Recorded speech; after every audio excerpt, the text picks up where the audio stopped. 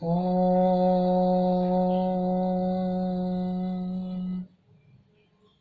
वायुरनिलममृतमथेदं अस्मान्तं शरीरम् ॐ रथोस्मर क्लिवे स्मर कृतं स्मर। धर्म प्रेमी सज्जनों,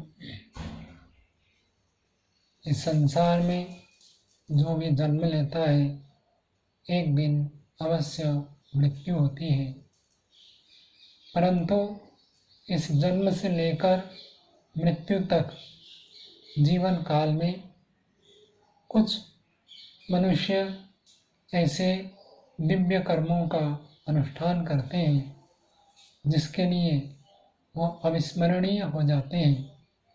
अनेकों के जीवन में वो प्रेरणा का स्रोत बनते हैं और उनका पार्थिव शरीर न रहने पर भी अनेकों के स्मृति पटल में वो जीवित रहते हैं। ऐसे ही एक महान विभूति थे पूज्य आचार्य ज्ञानेश्वर जी। श्रद्धेय आचार्य ज्ञानेश्वर जी बहुमुखी प्रतिभा के धनी थे। उनके जीवन में अनेकानेक गुण विद्यमान थे। सभी गुणों की चर्चा करना तो बहुत समय सापेक्ष है, तो सभी गुणों की चर्चा न करते हुए उनमें जो ऐसे विशेष गुण थे जो अन्य किसी आचार्य में प्राय देखने को नहीं मिलता है, ऐसे कुछ गुणों का स्मरण मैं करना चाहूँगा।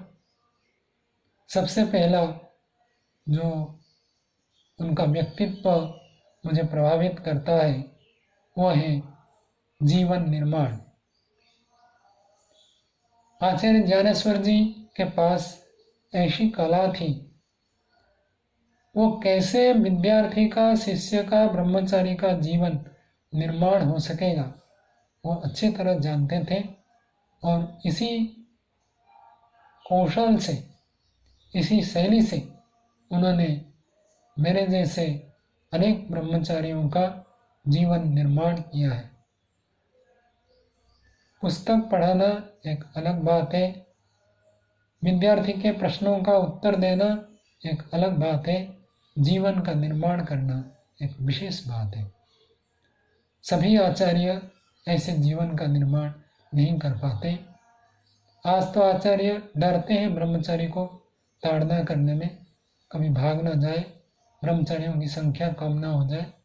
हेतु देते हैं माता पिता सहन करते हैं, माता पिता सहन करते हैं इसलिए बिगाड़ होता है परिवार का, राष्ट्र का। ऋषियों ने यही कहा है, लालना श्रेण दोषा ताड़ना श्रेण गुणा।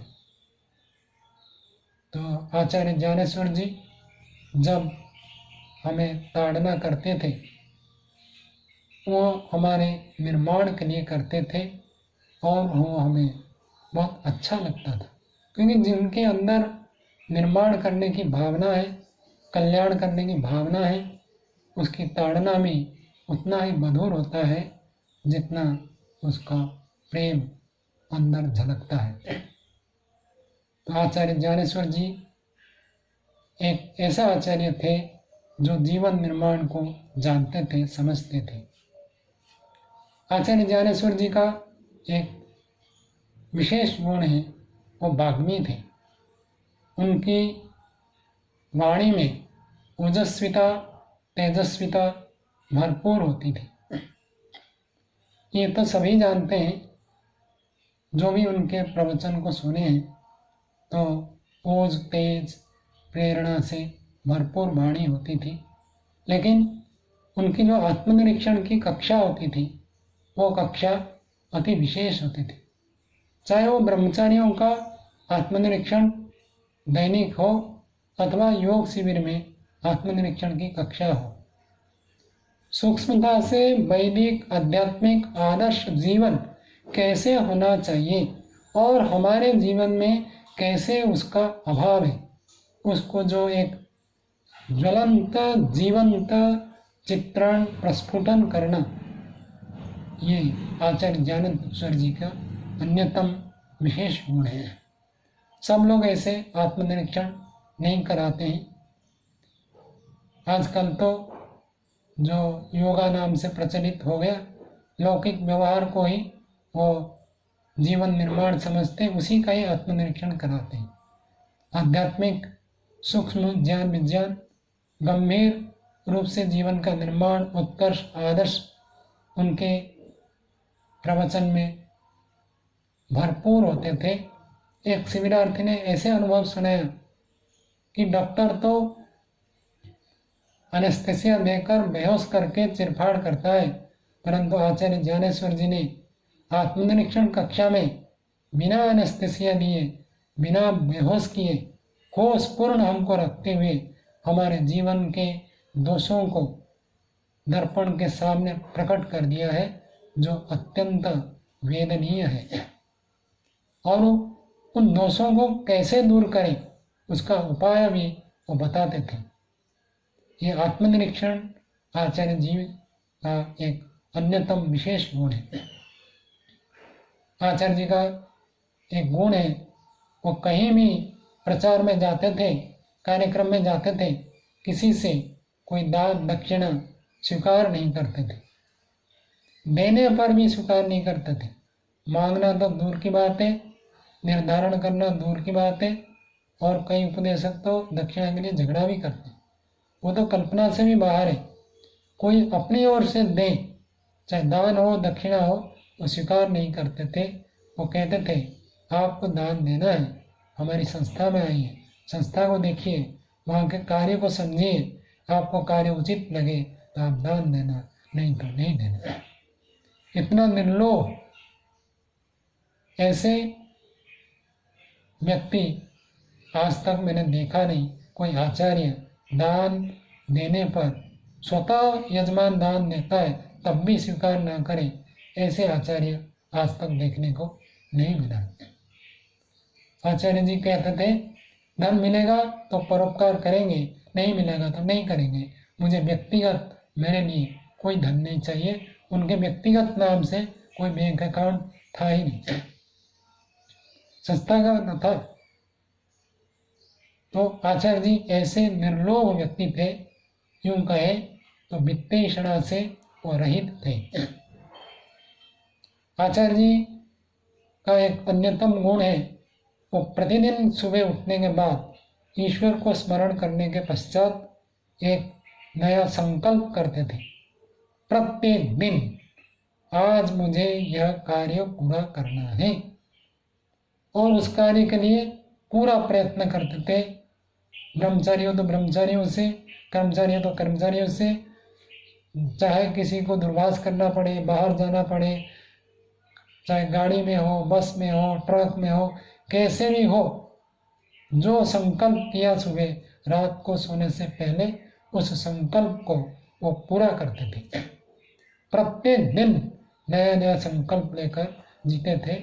आज कितने आचार्य मिलेंगे जो प्रत्येक दिन कोई नया संकल्प लेकर जीवन प्रारंभ करें। और आचार्य जी दान लेते नहीं थे और दान देते थे। उनका ये भी एक संकल्प था, प्रत्येक दिन किसी न किसी को कोई ना कोई वस्तु अवश्य ही दान देंगे। एक भी दिन नहीं जाता था जिस दिन किसी को दान ना दें। चाहे कोई अतिथि आ जाए, चाहे कोई विद्वान आ जाए, ब्रह्मचारी आ जाए, प्रचारक आ जाए, तो उनको तो आर्थिक सहायता तो करते थे। और कल्पना करिए कोई धन धान्य से संपन्न व्यक्ति आ जाए तो उसको क्या आर्थिक सहायता देंगे, वो तो लेगा भी नहीं।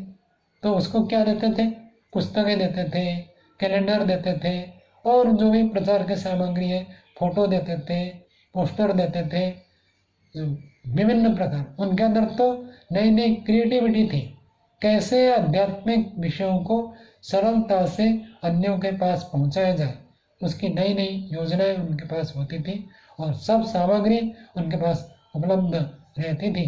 प्रत्येक व्यक्ति के लिए देने हेतु कुछ ना कुछ सामग्री उनके पास अवश्य है। यूं कहे तो चने, मूंगफली, काजू किशमिश बादाम शरबत से लेकर मोबाइल स्मार्टफोन तक वो उपहार देने के लिए रखते थे। ऐसे आचार्य तो कोई मिलेगा नहीं जो उपहार देने के लिए इतने प्रकार चीज रखे। और आचार्य जी कहा करते थे, मैं अपने प्रिय से प्रिय वस्तु दूसरों को देने के लिए हमेशा उद्यत रहता हूँ। एक बार में कोई अंग्रेजी शब्द देखने के लिए कोश नहीं था तो आचार्य जी के पास गया। उस समय तो मोबाइल आदि इतने होते नहीं थे, तो कोश में देखा तो देखने के बाद आचार्य जी ने कहा ये कोश आप ले जाओ। मैंने कहा आपको अधिक आवश्यक है, मैं तो कभी कभार देखता हूँ। कहे नहीं ले जाओ। मैंने कहा बाद में ले लूँगा, माने ही नहीं। बात देखिए तो मैं उसको लेकर आ गया, वो अभी तक मेरे पास विद्यमान है। ऐसे ही अनेक वस्तु अनेक व्यक्तियों को जो अपने प्रिय होता है, काम में आता है, उसी में वस्तु को भी वो दान देते थे।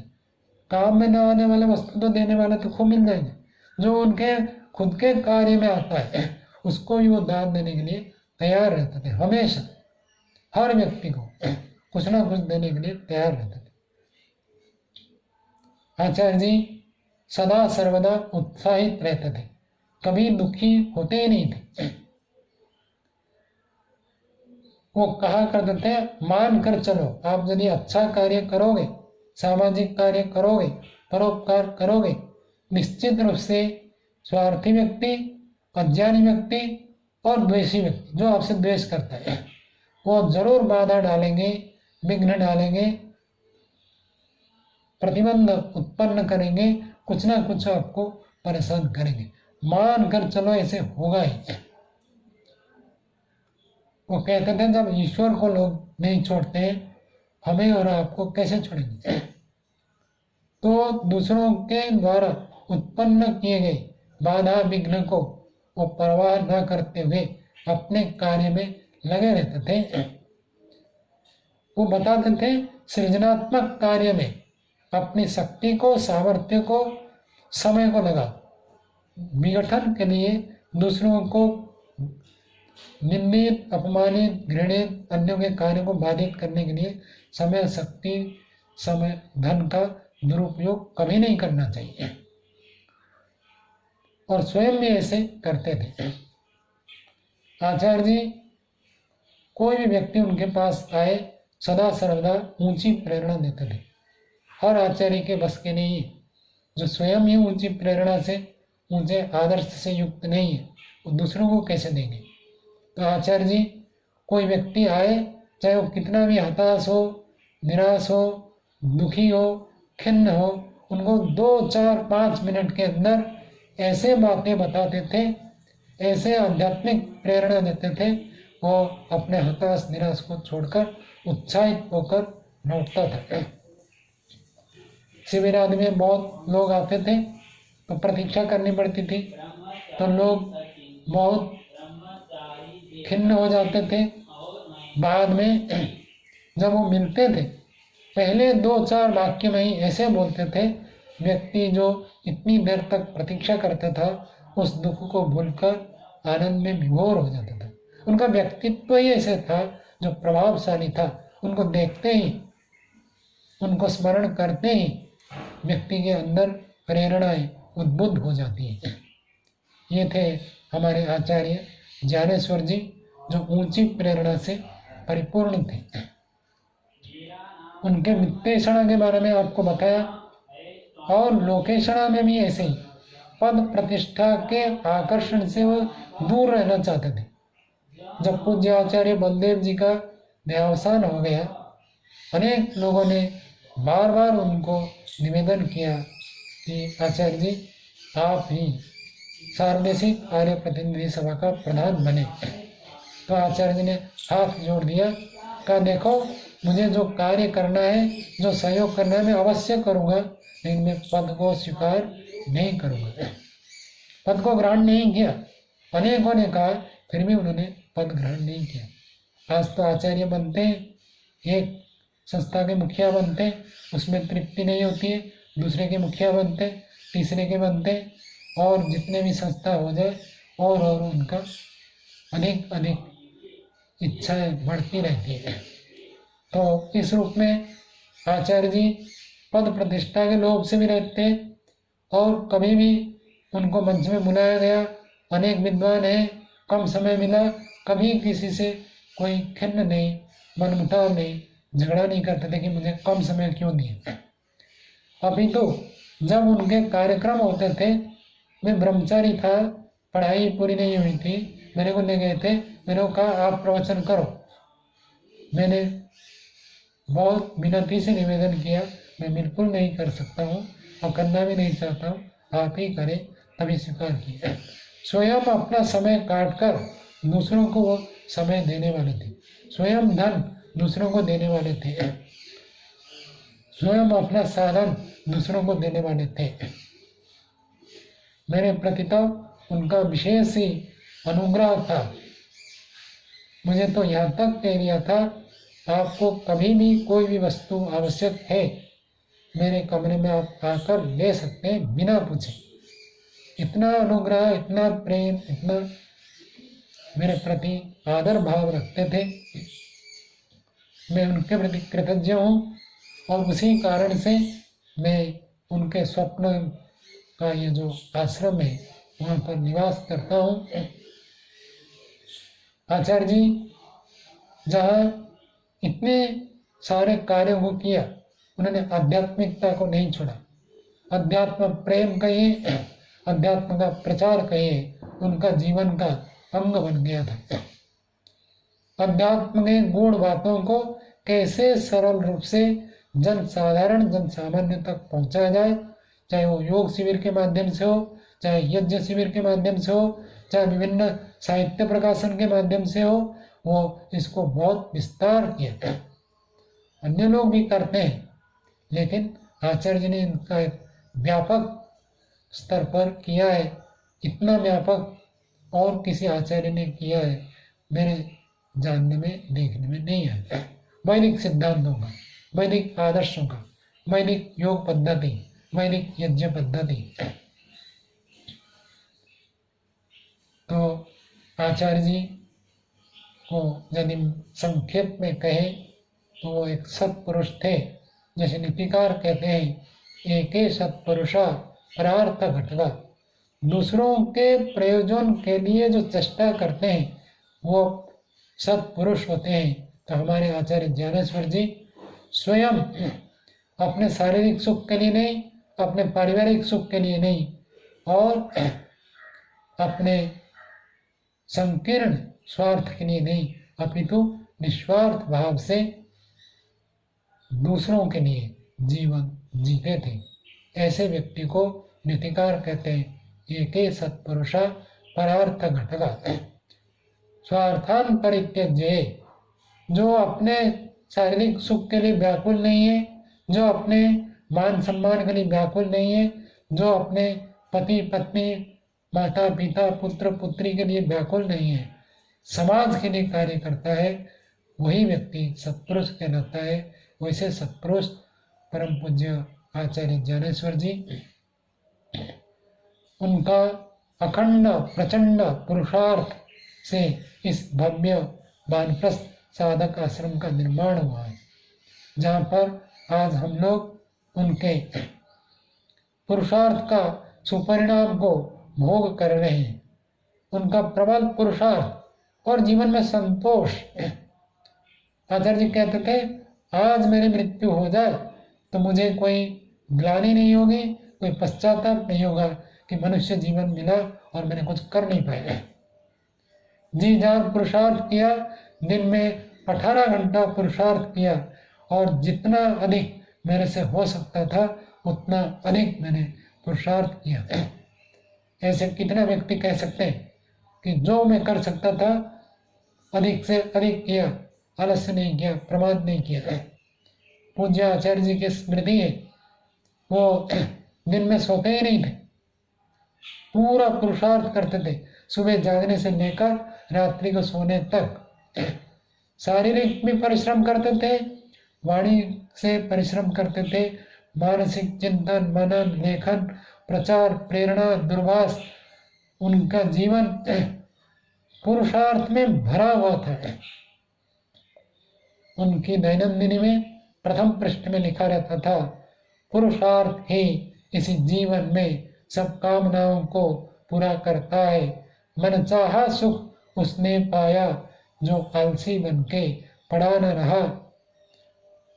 मौत में कभी डरा सकती है, मरकर जीने वालों को बाधाएं कभी रोक सकती है आगे बढ़ने वालों को। तो पुरुषार्थ से सब कामनाएं पूरी हो सकती हैं। तो उनके जीवन से इस पुरुषार्थ गुण को हम धारण करें, और मैं स्वयं भी इस पुरुषार्थ गुण को धारण करूँगा और अधिक से अधिक पुरुषार्थ करके जीवन को सफल बनाने के लिए प्रयत्न करूँगा। यही पूज्य आचार्य जी के प्रति मेरी श्रद्धांजलि है। आज तृतीय स्मृति दिवस है, इस पर मैं श्रद्धांजलि प्रदान करता हूँ। अनेक व्यक्तियों ने मानव साधक आश्रम के कार्यक्रम में अपनी अपनी श्रद्धांजलि व्यक्त की है। वो सभी कृतज्ञ हैं, और जो उनके पुरुषार्थ का परिणाम का सुख भोग रहा है लेकिन उनके प्रति कोई श्रद्धा नहीं है, उनके प्रति उनके हाथ अंजलि नहीं है, हाथ पीछे चला जाता है, कृतज्ञता का भाव नहीं है, उन कृतज्ञ व्यक्तियों को भी आचार्य जी बहुत उदार चित्त से स्वीकार करते थे, उनके प्रति भी उदार ही रहते थे। तो आचार्य जी की इस उदारता को और आचार्य जी का पुरुषार्थ को और आचार्य जी का जो महान व्यक्तित्व है उसको हम अपने जीवन में धारण करें, अपने जीवन को महान बनाएं और दूसरों को भी महान बनाने के लिए प्रयत्न करें। सभी का धन्यवाद, सादर नमस्ते।